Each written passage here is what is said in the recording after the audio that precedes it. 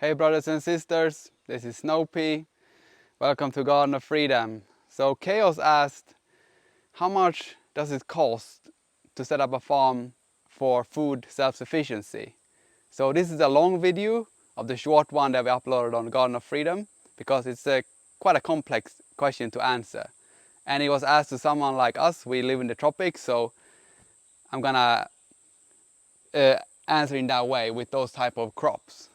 So I made the estimate on that the land is 1 acre and it is a family of 4 that you're gonna feed.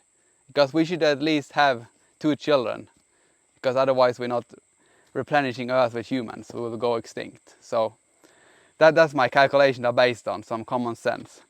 So I choose 1 acre because you should be able to be self-sufficient on 1 acre. So 1 acre gives you 1,000 square meters for bananas, 1,000 square meters for sweet potato, 1,000 square meters for infrastructure, and 1,000 square meters for recreational purposes. You know, my pool, I don't know what people want to do, play golf, have a golf course, So the 1,000 square meter banana patch will consist of like 100 banana clumps. I will show you what I mean with a banana clump. It's more like I'm using it as a synonymous to like a bamboo clump, they cluster, so when they grow the plants. Okay, so here we got just a typical banana clump. You can see you get multiple shoots from the main corm. The main corm is somewhere in here, and then it will create more shoots with their own corm, so it's like a clump or like a circle. Here we got a little banana.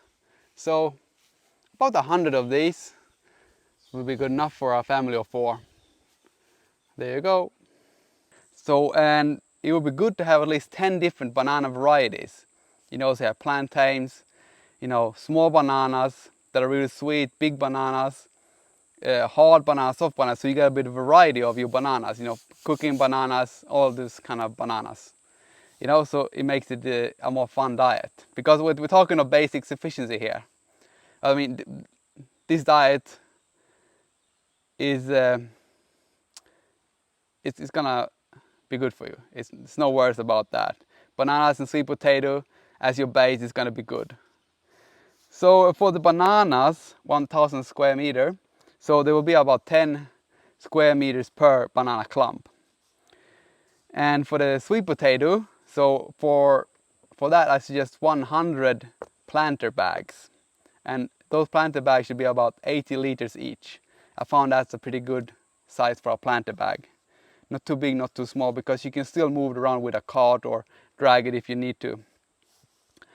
And then in each planter bag you plant 1 sweet potato, because I'm assuming here that you come to land and you don't have any like sweet patches where you can take slips or things like that. You don't have any sweet potato plants. And you're gonna fill each planter bag with soil. Hey, so I'm gonna show you one of our planter bags. So here's a planter bag. See, you got sweet potato. So that's about 80 liters. You can use smaller ones too. It depends how much you can move. Like, they become quite heavy, but if you have a trolley, it makes it easier. So, in here, when we want to pick the sweet potato, just dig in. Because we have sandy soil, it makes it very easy to dig. It's not hard at all. And you always know where the sweet potatoes are. They're in the bag. And here we got some leftover troughs that we use for other projects, so we just use it as a weed mat temporarily. So use what you can, pay for some professional products if you have to. It's no worries. You're providing food for yourself and your family, so it's worth spending the money. That's how it looks. Pretty easy. No worries. And since you probably know nothing about proper soil or soil chemistry or physics when it comes to growing things, I suggest you buy soil and amend it with sand. So the sand is gonna make it very easy to dig for sweet potatoes. Because what we do here, we grow sweet potatoes in planter bags. This is what we came after trial and error for 6 years. So now we grow them in planter bags with a sandy soil. So when we want sweet potatoes, I just go out to the planter bag, I just dig my hands down and just find a sweet potato. And then I mark that bag with the date that I harvest it. And I come back 6 months later to harvest more. And so you don't kill a sweet potato vine when you harvest. You just set it back a bit because you take its carbon storage organ. But you don't kill it. So we don't tip them out and put the soil back. This is a very easy method. So this is why you can feed yourself with like 10,000 calories for your whole family. So that's 2,500 calories per person in this four-person family. Yeah. So with the soil though, so for 100 planter bags of soil with 80 liters, so that's about 8 cubic meters of soil. And I suggest you just order that from a raw, the people who buy raw materials. So when you buy in bulk, so buy the planter bags in bulk, buy the potting mix in bulk, and you can even probably ask them to mix in some sand before. So it has a sandy consistency, so it's not clayey, because it makes it harder to dig. It is just for ease of digging, because if it makes it hard for you to harvest, you're less likely to harvest your food. So because we're all once used to like going to the superstore and get what we want, so we got to make it easy for ourselves to be able to break this cycle of buying things and not just being in cooperation with nature on our own terms, on our own land, basically. And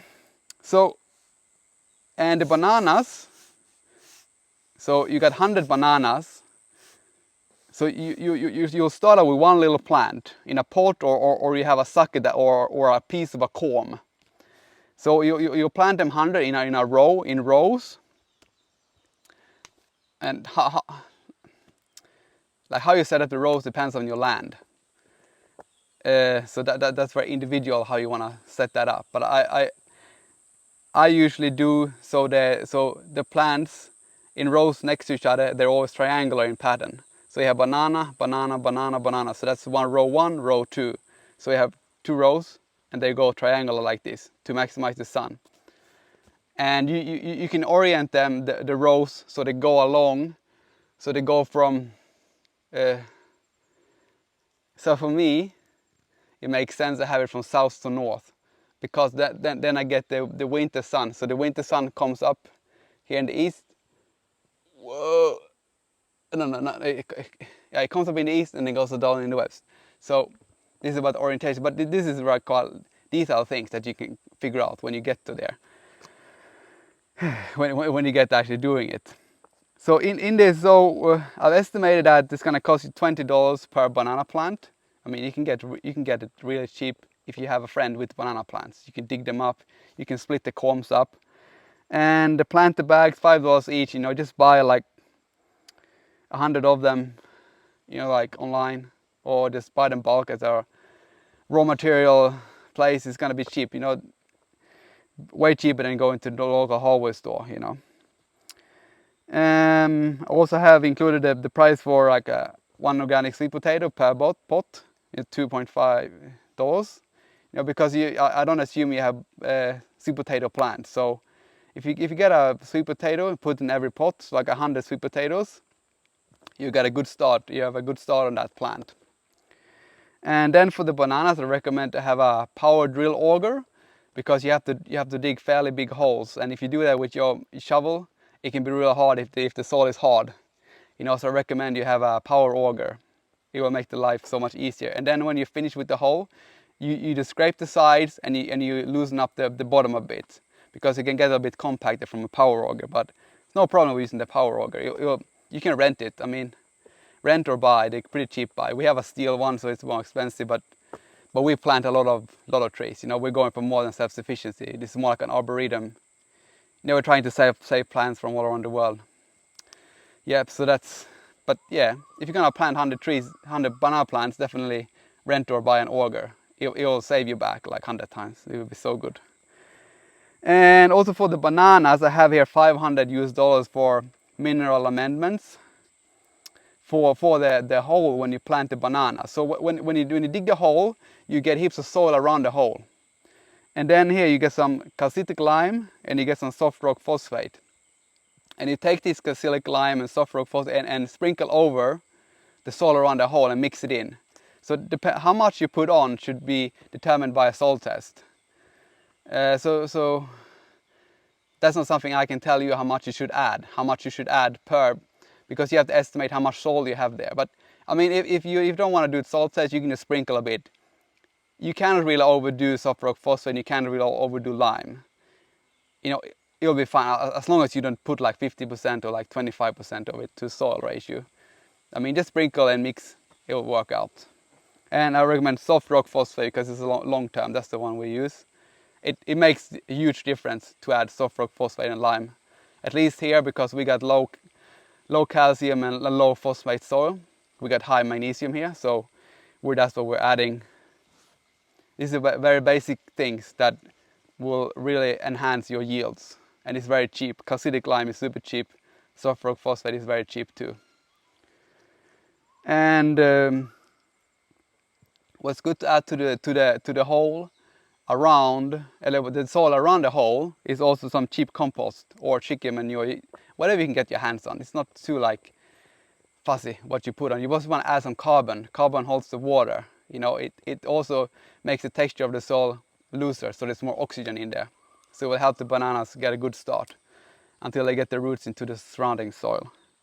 So that's $300 for like half a truckload of some cheap compost. And then some piping. So I put 1,000 USD for polyethylene piping. So I'm not recommending PVC piping. I recommend polyethylene piping because it's UV resistant, so you can put it above the soil. This way you don't have to dig down the pipe, which increases the cost a lot. And if you ever get a leak, you have to dig up the pipe and you'll find where the leak is.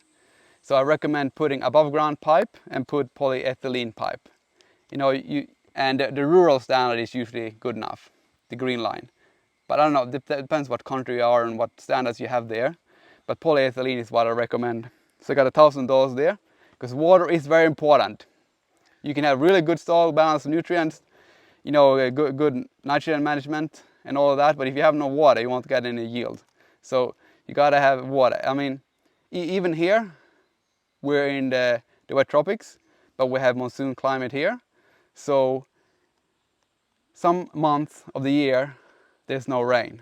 So we can have 2 or 3 months there's not much rain. So I have to supply supplemental irrigation then, for especially sweet potatoes.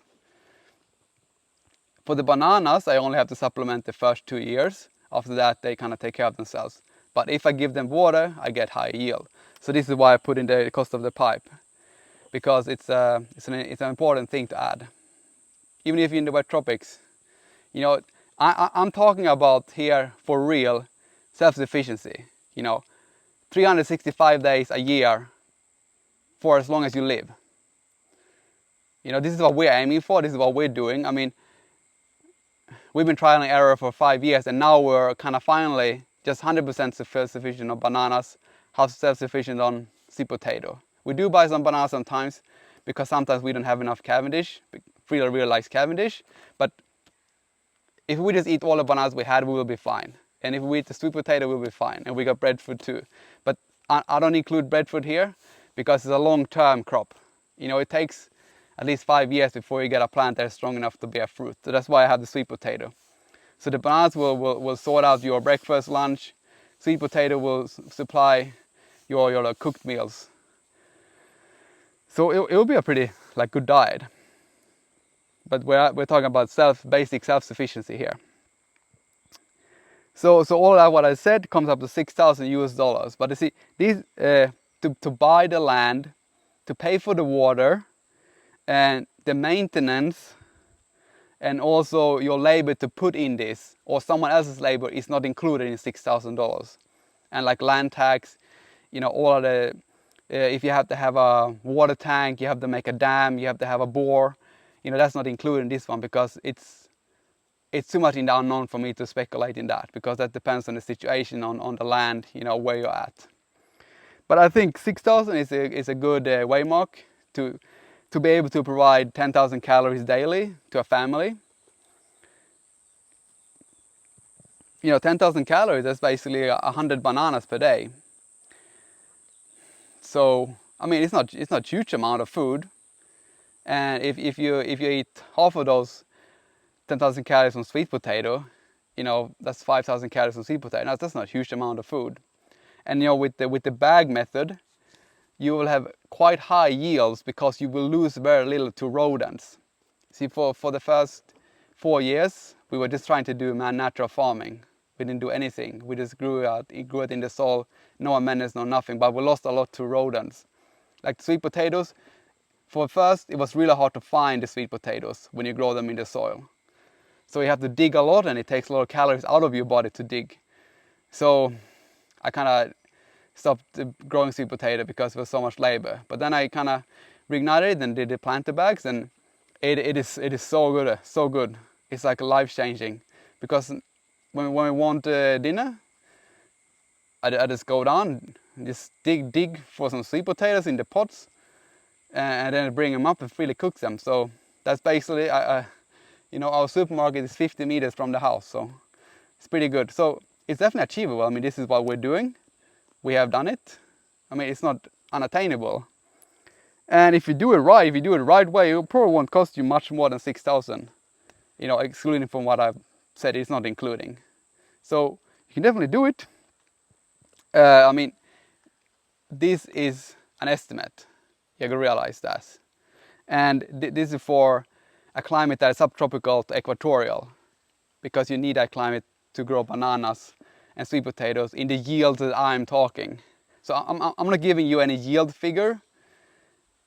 I'm just basically estimating this based on what we're doing, like because we're two people, two humans, so we have about, you know, 50 planted bags of sweet potato, and we got about probably like, yeah, about 45 good banana clumps. You know, so I just double it up for a family of 4. You know, so this is about 10,000 calories. So I know what I'm talking about, but it also requires your maintenance, your labor, like weekly.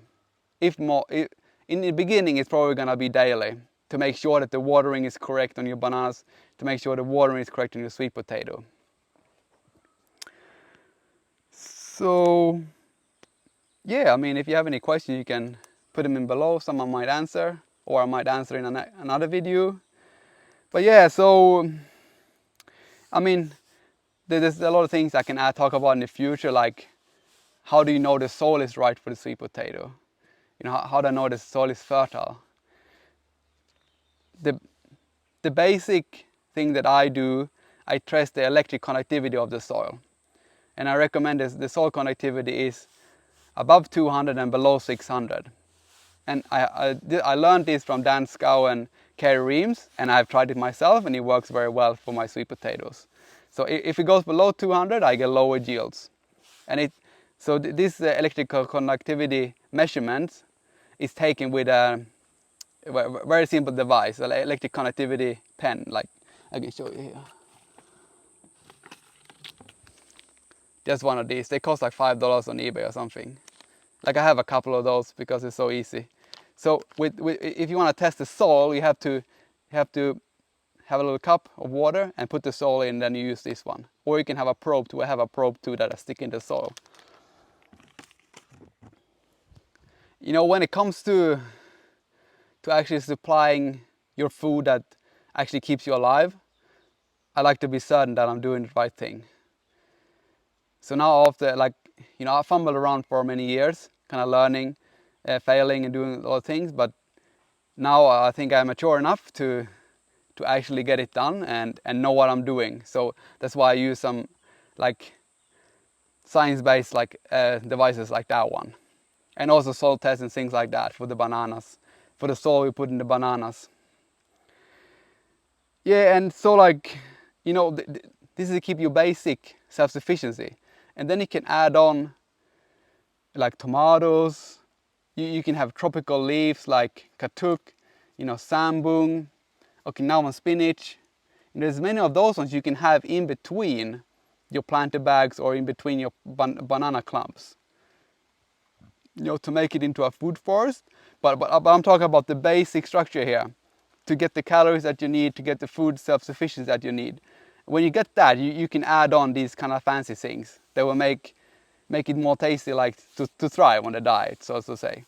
So like you can make a tomato sauce or something, you know, a capsicum sauce. You can grow capsicums, so you can put planter bags of that in between the other planter bags, because for every, so we have 1,000 square meters for sweet potato, so that means 10 square meters per planter bag. That's a lot of space for each planter bag, like for the sweet potato vine to grow around. So you can put bags in there too of tomatoes, because you can grow them vertically above the vine. So you can have crops like that in between. When you have the calories fixed, you know. Yeah, I think that's it. Have I forgotten anything? Yeah, so like I base this on 1 acre, because you can really have a self-sufficient life on 1 acre in the subtropics to the equatorial climates. So I don't think people have to have more, but I mean, if you have more, that's fine. You can just grow more food and you can give it away, you can sell it or things like that. But and 2,000 square meters dedicated for your calories. I mean, it's not like super hard to maintain. If you do it right, if you set it up right, it wouldn't be that hard to maintain. You know, if you're gonna do it organic, you definitely have to find a way to manage the weeds. You know, use like arborist mulch, which is chopped up trees and branches, or you can use cardboard, or you can also use tops. You know, you can weed mats, plastic weed mats. You know, those things are fine. You know, you can buy weed mats and tops. That's fine. I mean, you're self-sufficient here on your food. You know, you're still gonna use less plastic than you used if you go to the supermarket. You're gonna still use less fuel, and it's gonna be more economic for you still. So there's no problem. You know, you can do it in many different ways to manage the weeds. I mean, I wouldn't recommend using glyphosate around your food. I mean, if you have a really big land, you can use it for other things, but not around your food. I wouldn't recommend that, because you know, it could contaminate your food. But there are organic alternatives to glyphosate that kind of like burns up the weeds. But yeah, I mean, there's many. Now we're going into details here. But I definitely think it's possible for $6,000. You know, if you already got the land and you know all the other things. So yeah, I hope you go for it. You know, let us know what you want to see in the future. Try to make the videos informative and helpful. Take care, guys. See ya.